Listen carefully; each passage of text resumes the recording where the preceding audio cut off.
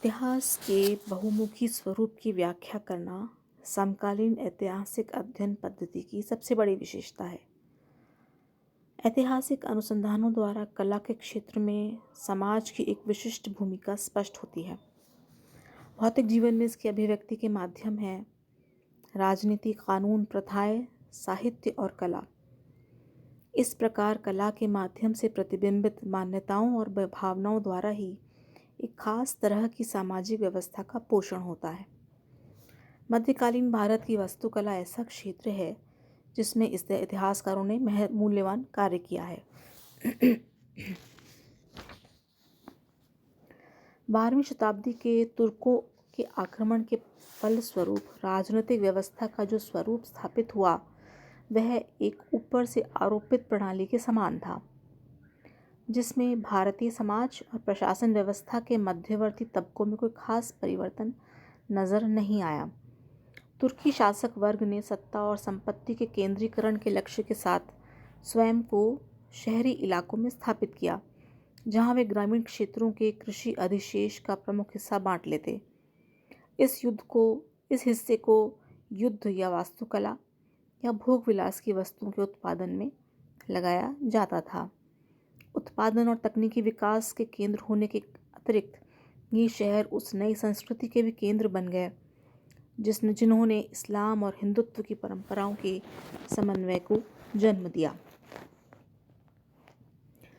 इस काल में किस प्रकार की इमारतें बनी, उससे पहले हम ये जान लें कि भारत में आगमन से पहले किस तरह की परंपरा मध्य एशिया में अपनाई जाती थी इमारतों को बनाने के लिए।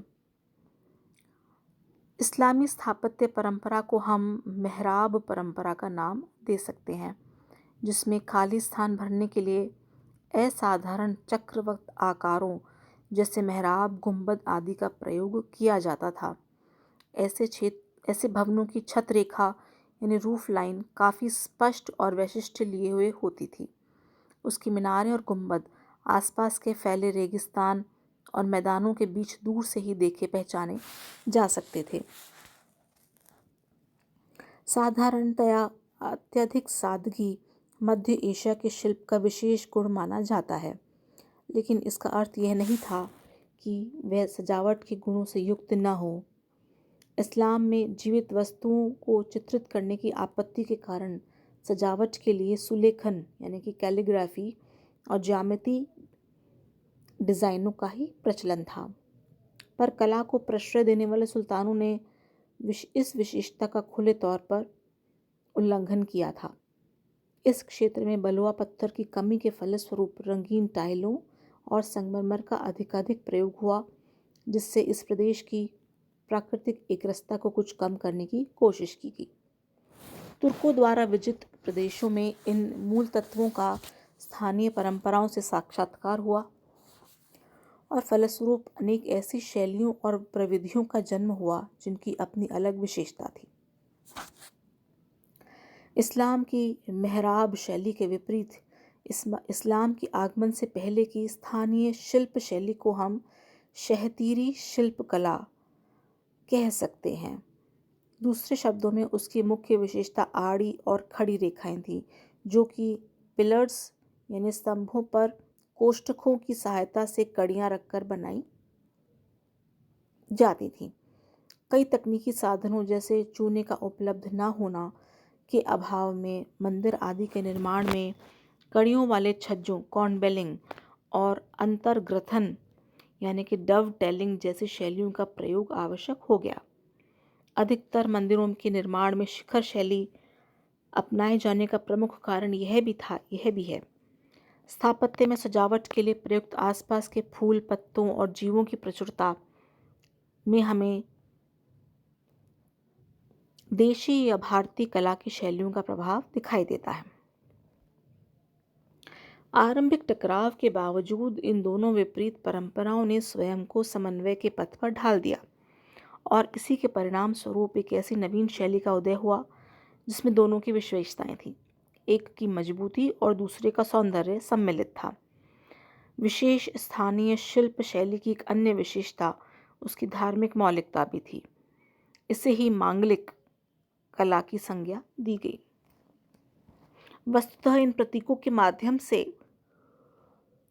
उसकी सजावट और डिजाइन बनाए जाते थे। मंदिरों के शिखर पर आमलक और कलश होते थे। हिंदू वास्तुकला मुख्यतः लोक शैली की कला थी, जो राजनीति और दरबारी संरक्षण से दूर जनता की भावनाओं और समय की धाराओं पर आधारित थी।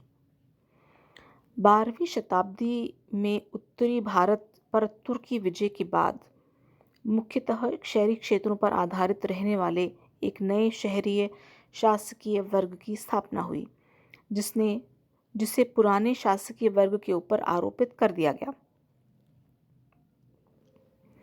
कृषि अधिशेष का अधिकतम भाग इस नव स्थापित वर्ग को प्राप्त होता था, जिसका वे उपयोग भोग विलास की वस्तुओं का उत्पादन करने वाले लोगों से माल खरीदने, नगरों का विकास और कला को प्रश्रय देने में व्यय करते थे। इल्तुतमिश द्वारा दिल्ली का निर्माण इस प्रकार से कराया गया था जिससे उसके निवासी उसकी वैशिष्ट्य पर गर्व कर सके। समकालीन भवनों को धार्मिक या धर्मनिरपेक्ष जैसे दो रूपों में विभाजित करना कृत्रिम सा लगता है, क्योंकि मस्जिद, मदरसे, किले, मकबरे और खानकाहों में विभिन्न सामाजिक कार्यों का निर्वाह होता था। शासकों की ज़रूरतों के अनुकूल इन भवनों को प्रायः शहरों के बीचों बीच स्थापित किया जाता था। चूँकि इन भवनों का निर्माण विशाल जल समूहों के जमाव के लिए किया जाता था, इसलिए उनके केंद्र में एक खुला विशाल आंगन होता था और उस आंगन के चारों ओर खुला गलियारा और ऊंची ऊंची छतों वाला इबादत घर होता था। सल्तनतकालीन भवन शासकीय प्रश्रय और पोषण की उपज थे, इसलिए हिंद इस्लामी कला में हर राजवंश और सुल्तान की पसंदगी और नापसंदगी साफ झलकती है। इस प्रकार भारतीय इस्लामी शिल्प कला के विकास में कई विशिष्ट राजवंशीय शैलियाँ उभरी, किंतु भारतीय इस्लामी शैली के विकास की दृष्टि से हम उसे 3 भागों में बांट सकते हैं।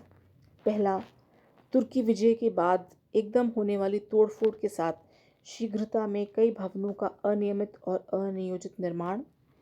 दूसरा, इस देश में नई और पहले से स्थापित परंपराओं के मध्य आपसी आदान प्रदान तथा मिलाप की प्रक्रिया का आरंभ,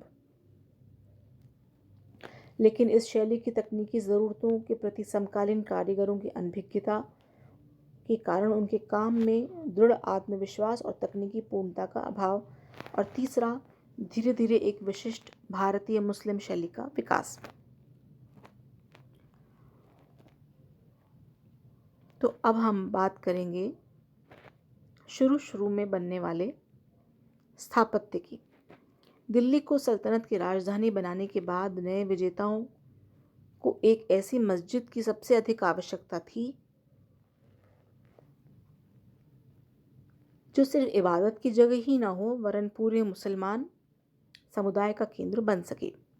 उसकी मूल विशेषताएं पहले ही जैसी थी। बीच में एक खुला आंगन, जिसके 3 तरफ खंभों वाले बरामदे, चौथी तरफ मक्का की ओर मुंह किए हुए एक बंद दीवान। इस पश्चिम दीवार में कई मेहराबें बनाई जाती थीं,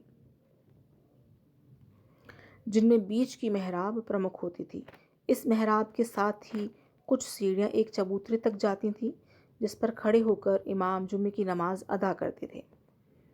मस्जिद के अंदर ही एक हौज और एक मीनार होती थी, जिस पर खड़े होकर मुअज्जिन दैनिक इबादत के लिए आवाज़ देता था। मस्जिद का यही मूल रूप थोड़े बहुत सामयिक परिवर्तनों के साथ दिल्ली, आगरा की सभी मस्जिदों में देखा जा सकता है। भारत में तो पहली तुर्की मस्जिद थी क़ुव्वतुल इस्लाम। उसका निर्माण बहुत जल्दी में राय पिथौरा के स्थल पर हुआ था। इसी स्थल पर तुर्कों के आगमन से पूर्व 27 मंदिरों का निर्माण किया जा रहा था। क्योंकि कारीगरी और निर्माण दोनों के लिए वस्तुएं वहां उपलब्ध थीं, अतः आवश्यकता केवल मंदिर के चबूतरे को रिवाक से घिरे सहन में परिवर्तित करने की थी। इस मस्जिद की सबसे बड़ी विशेषता इसका उत्कृष्ट मकसूरा और उसके साथ जुड़ा हुआ किबला लिवान है।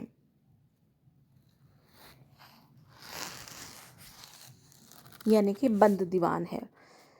इससे हिंदू इस्लामी स्थापत्य कला की मजबूती और सौंदर्य की समन्वित विशेषताएं पहली बार उभर कर आती हैं।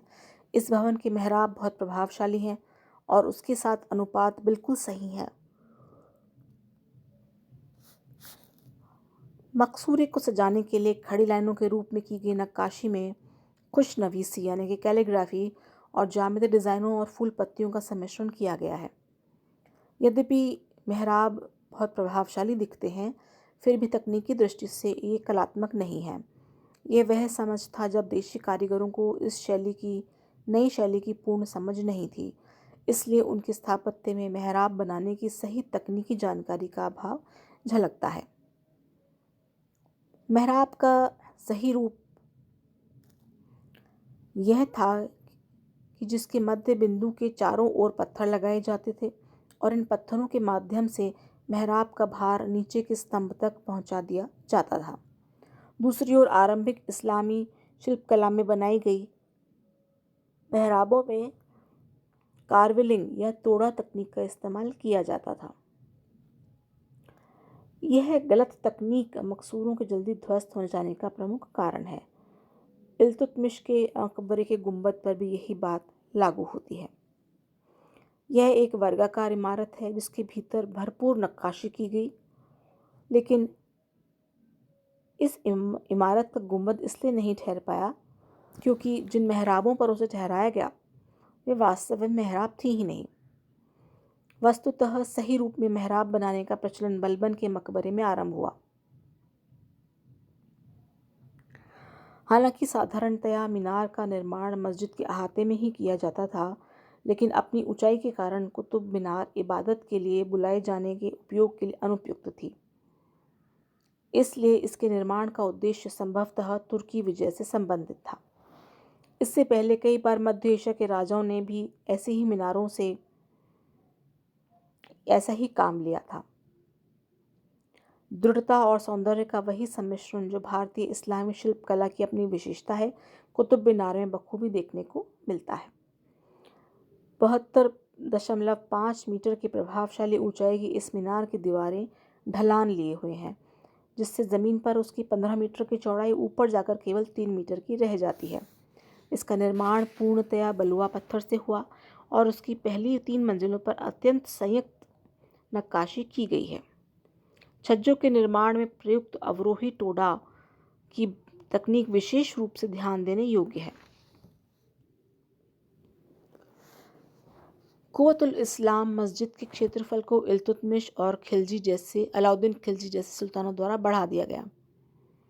प्रायः एक मस्जिद का क्षेत्रफल सदैव किसी निश्चित समय में निश्चित स्थान की मुस्लिम जनसंख्या का संकेतक होता है। कुव्वतुल इस्लाम मस्जिद में बढ़ोतरी 13वीं शताब्दी में हो रही सामाजिक प्रक्रिया पर प्रकाश डालती है, अर्थात एक सामाजिक समुदाय के रूप में भारतीय मुसलमानों का उदय, जिसकी परिणति खिलजियों के सिंहासनारूढ़ होने में हुई। अलाउद्दीन खिलजी द्वारा निर्मित जिन भवनों को उसके साथ जोड़ा गया, उनमें उक्त मस्जिद के सहन यानी आंगन के दक्षिण की ओर बनवाया गया अलाई दरवाज़ा विशेष महत्वपूर्ण है।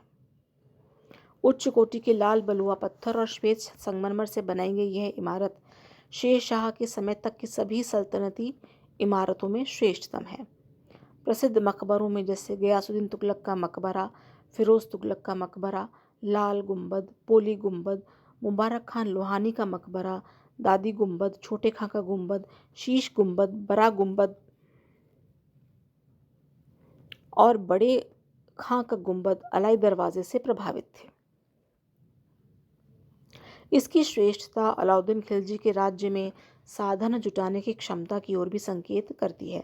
हम इस इमारत को वह बिंदु मान सकते हैं जहाँ से पहले की अनिश्चितता और रुकावटों को लांघकर एक स्पष्ट हिंद इस्लामी स्थापत्य शैली का विकास होता है।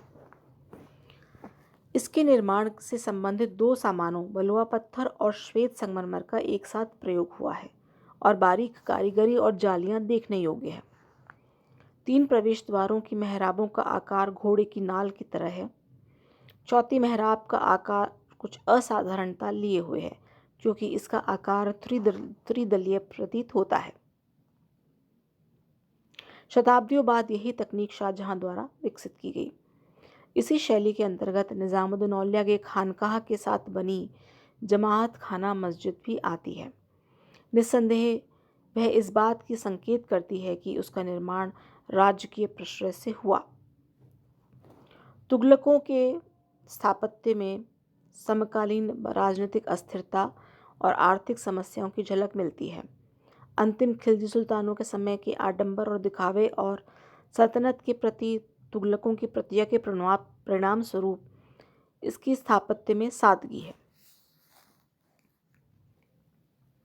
निर्माण के लिए अच्छे सामान के बदले मलबे का अधिकाधिक प्रयोग राज्य की आर्थिक कठिनाइयों की ओर संकेत देता है और विशेष तौर पर फिरोज शाह तुगलक जैसे सुल्तानों द्वारा साधनों के उचित वितरण की असमर्थता का भी संकेत देता है। तुगलक वंश के पहले भाग में बनी इमारतों में प्रमुख है तुगलकाबाद की गढ़ी और उसके साथ कृत्रिम झील के बीच बने रास्ते से जोड़ा गया गियासुद्दीन तुगलक का मकबरा। इस गढ़ी की बारी बरकम दीवारें और ऊंचे बुर्ज समकालीन राजनीतिक अस्थिरता के साक्षी हैं, किंतु उसकी ऊपर अभेद्यता के बावजूद उसके निर्माण का स्तर काफी निम्न कोटि का है। समकालीन भवनों से भी यही बात परिलक्षित होती है कि मंगोल आक्रमणों के से उत्पन्न खतरे के कारण इनका निर्माण बहुत जल्दी या हड़बड़ी में किया गया। तुगलक शैली का प्रारंभ सुल्तान गयासुद्दीन के मकबरे से हुआ, जिसके चारों ओर भी गढ़ी की दीवार है, पर इसमें एक और कई पुरानी बातों को बरकरार रखा गया है, जैसे कि संगमरमर और बलुए पत्थर का प्रयोग। तथापि उनमें अलाई शैली के अनुपात और सौंदर्य सौष्ठव का अभाव है।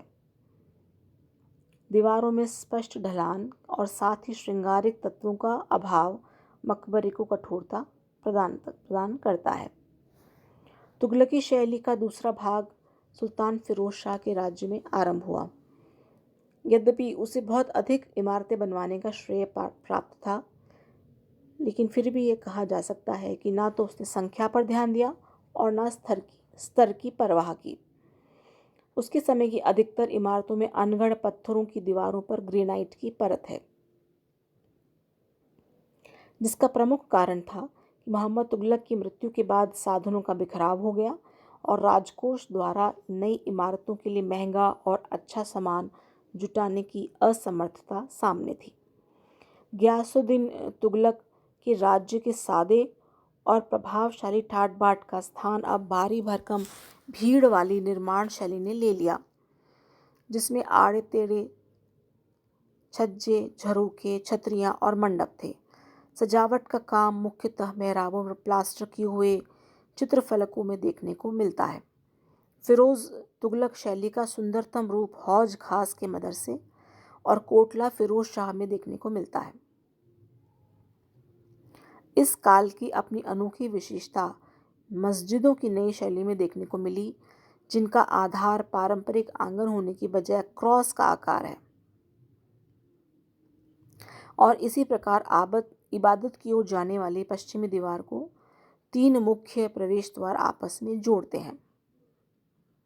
ये डिज़ाइन तुगलकी शैली में नवीनीकरण लाने की इच्छा प्रकट तो करते ही हैं, साथ ही ये भारत की जलवायु के अनुरूप निर्माण करने का प्रयत्न भी करते हैं। फिरोज मस्जिद की सभी स्मारक, खिड़की मस्जिद, काली मस्जिद और कलान मस्जिद इसी तरह से बनी हुई है। फिरोज शाह तुगलक के काल की मस्जिदों को 2 भागों में बांटा जा सकता है। एकांगना मस्जिद यानी एक चतुष्क मस्जिद और चतुरांगना मस्जिद यानी 4 चतुष्क मस्जिद। पहली मस्जिद पारंपरिक ढंग से बनी हुई है, यानी बीच में प्रांगण और तीनों ओर बारजे, पश्चिम की ओर प्रवेश द्वार और इबादत गृह। इसमें फिरोज शाह कोटला की जामा मस्जिद, हौज खास की जामा मस्जिद और तुर्कमान द्वार की कला मस्जिद है। निज़ामुद्दीन की कला मस्जिद और खिड़की मस्जिद दूसरी श्रेणी के अंतर्गत आती है। जिनमें केंद्र चतुष्क की बजाय प्रत्येक मस्जिद में अंदर की ओर 4 प्रांगण हैं। करीब करीब हर कोने में या पूरे विन्यास में एक एक प्रांगण है, जिसके बीच में दालान और किनारों पर इबादत गृह हैं। दिल्ली के सुल्तानों के चौकोर मकबरों के साथ साथ बड़ी संख्या में अष्टभुजाकार मकबरे भी बनवाए गए, जिसकी शुरुआत 1368-69 में दिल्ली के निज़ामुद्दीन में स्थित खान ए जहां तिलंगिनी के मकबरे से हुई। उसका एक अष्टभुजाकार हॉल है, जिसके चारों ओर बरामदा है। प्रत्येक अष्टभुज की ओर 3 मेहराबें हैं और हॉल की छत पर एक गुंबद बना है। इसका एक अन्य प्रतिरूप दिल्ली में मुबारक सैयद का मकबरा, सिकंदर लोदी का मकबरा और सासाराम हसत खां में सूर का मकबरा है। शेर शाह सूर का मकबरा और इस्लाम शाह सूर का मकबरा भी इसी श्रेणी में आता है। सासाराम के मकबरे बड़े ही भव्य हैं। उदाहरण के तौर पर शेर शाह का मकबरा एक विशाल झील के बीच में एक विशेष ऊंचे चबूतरे पर स्थित है। सैयदों और लोदियों के अंतर्गत राजनीतिक विकेंद्रीकरण की प्रक्रिया बहुत बढ़ावा मिला, जिसकी अभिव्यक्ति समकालीन स्थापत्य में आती है। पहली बार एक बहुत बड़ी संख्या में सल्तनत के अमीरों द्वारा भवन निर्माण कराया गया। इनका निर्माण स्तर सुल्तानों द्वारा बनवाई गई इमारतों से कम नहीं है। लोदी मकबरे को 2 भागों में बांटा जा सकता है: सुल्तान द्वारा बनाए गए अष्टभुजी मकबरे और अमीरों द्वारा बनाए गए चतुर्भुजी मकबरे। मस्जिदों का यही स्वरूप मोठ मस्जिद में पूर्णतः विकसित हुआ है। यह मस्जिद 5 विविध रूपों वाली मेहराबों से बनी है, जिसमें कि मध्य मेहराब आकार में सबसे बड़ा है। इमारत के ऊपर 3 समान अनुपातिक गुंबद हैं। फिरोज तुगलक कालीन मस्जिदों की दीवारों के ढलान को बरकरार रखते हुए उन्हें एक नए स्थापत्य तत्व के रूप में बढ़ावा दिया है। उदाहरण के तौर पर शेर शाह के काल की किला एकूना मस्जिद में है। इसके प्रभाग का निर्माण विभिन्न आकार की मेहराबों से हुआ, जो गिरती उठती लहरों का सा आभास देती हैं। अंदर के भाग में अति श्रृंगारिक चापांतर त्रिभुज और सुंदर मेहराबें हैं। यहाँ पर केवल नवीनता के लिए प्रयोग की विशेषता को मुगलों ने अपने विशाल प्रवेश द्वारों में गहराई लाने के लिए कुशलता से प्रयुक्त किया गया है। सजावट के लिए रंगीन पत्थरों को जड़कर नक्काशी की गई है। अफगान काल की अत्यधिक महत्वपूर्ण मस्जिदों में दिल्ली की बड़ी गुंबद मस्जिद, मोठ की मस्जिद और जमाली कमाली मस्जिद है। ये 5 कक्षों की बनी हैं और उनके अग्रभाग में 5 मेहराबें हैं। जौनपुर की मस्जिदों को भी दिल्ली सल्तनत की मस्जिदों की केंद्रीय शैली का ही अंग समझा जाना चाहिए। कुल 6 मस्जिदें हैं: फोर्ट खालिस, मुखल्लिस मस्जिद, झंझोरी मस्जिद, अटाला मस्जिद और लाल दरवाज़ा मस्जिद, जामा मस्जिद। इनमें जो 3 अंतिम मस्जिदें हैं वे बहुत महत्वपूर्ण स्मारक हैं। वे एक ही श्रेणी की हैं और बनावट का नक्शा भी एक ही है। एक बड़ा प्रांगण है, 3 और इबादत घर हैं और हर तरफ प्रवेश द्वार है। उनकी सबसे महत्वपूर्ण विशेषता इबादत घर के मध्य भाग का बना सिंह द्वार है। यही जौनपुर मस्जिदों की विशेषता भी है। जौनपुर के शर्की शासकों द्वारा बनाई गई मस्जिदें ध्वस्त हिंदू मंदिरों की सामग्री से और हिंदू स्थलों पर बनवाई गई हैं।